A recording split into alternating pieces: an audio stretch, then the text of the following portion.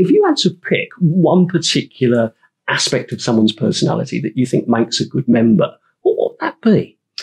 I think it's overwhelmingly kindness, and we are men of integrity. That's how I like to perceive our province.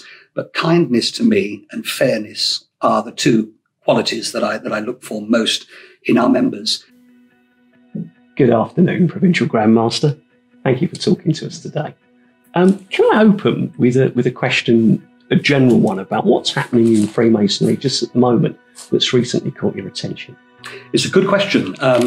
I've been a member of a lodge in West Kent for over 35 years, and I've been troubled about the issue of the historical and inaccurate perception that the public has had about Freemasonry for many years.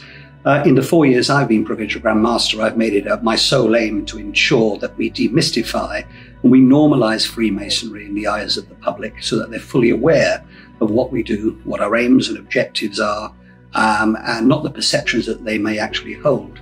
So one of the major things what we've worked on nationally is openness.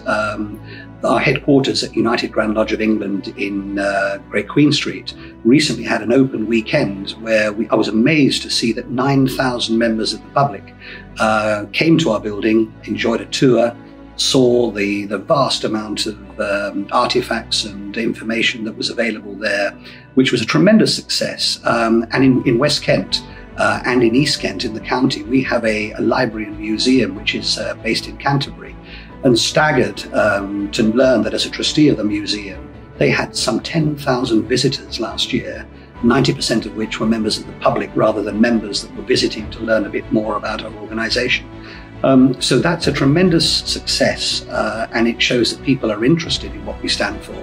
And our open approach, very active websites and social media engagement that we have with members has allowed our members and our public to understand so much more of us. We've had open days in our Masonic centres in West Kent, which number 9, and they've proved successful. But next year, when the rerun of the open weekend that Grand Lodge had takes place, which I believe will be in September, we intend to run concurrent open days in our province where members of our community and the public, members can bring their families and friends to see a little more about what we stand for and learn the accurate representation of what Freemasonry in West Kent actually stands for. Thank you. That's really encouraging news about openness and transparency. You mentioned during the course of that about the different attributes and aspects of people's personality that make up one of our members. If you had to pick one particular aspect of someone's personality that you think makes a good member, what would that be? I think it's overwhelmingly kindness, and we are men of integrity. That's how I like to perceive our province. But kindness to me and fairness are the two qualities that I look for most in our members. Thank you. That was really helpful. It was a useful conversation to have. If we may, and I know your diary is incredibly busy, would you be able to speak to us on a regular basis throughout the year and have a number of these conversations during 2020? I'd be delighted to. Perhaps we should do this on a more regular basis. Thank you very much indeed.